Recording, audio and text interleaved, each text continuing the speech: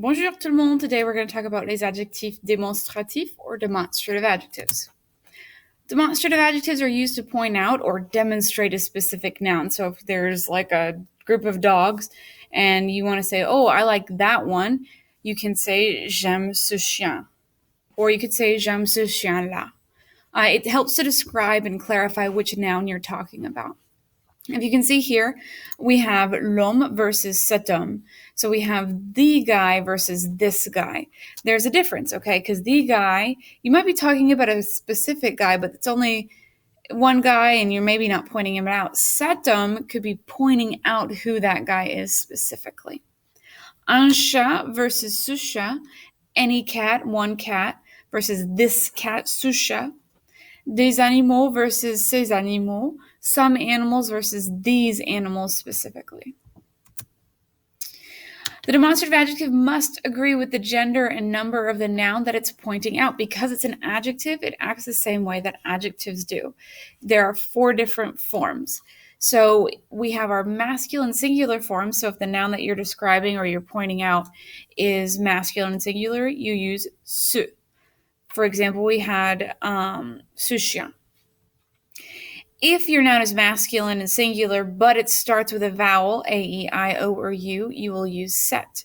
We saw that on the previous slide with cet homme because H acts like a vowel in French. So cet homme means this or that man. If your noun is feminine or singular, you're going to use cette as your form. So cette boisson, this or that drink.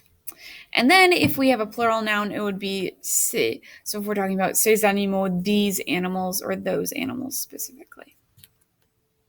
All of these here, the singulars mean this or that, and ces means those or these.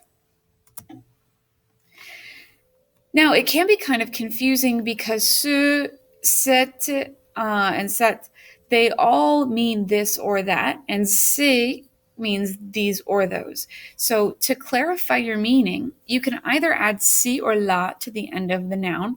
So we can add ci to mean this or la to mean that. Like, elle habite à cette maison-ci et il habite à cette maison-là. So she lives in this house and he lives in that house. So the ci and la makes it clearer.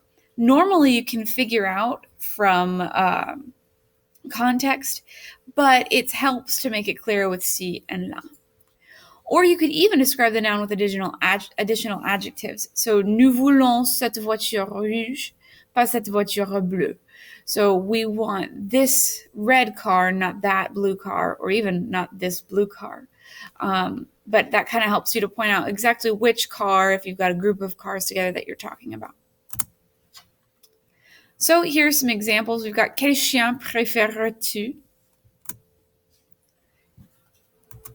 Okay, we can say moi je préfère ce chien because chien is masculine and singular. We're going to use ce. Mais ma sœur préfère ce chien.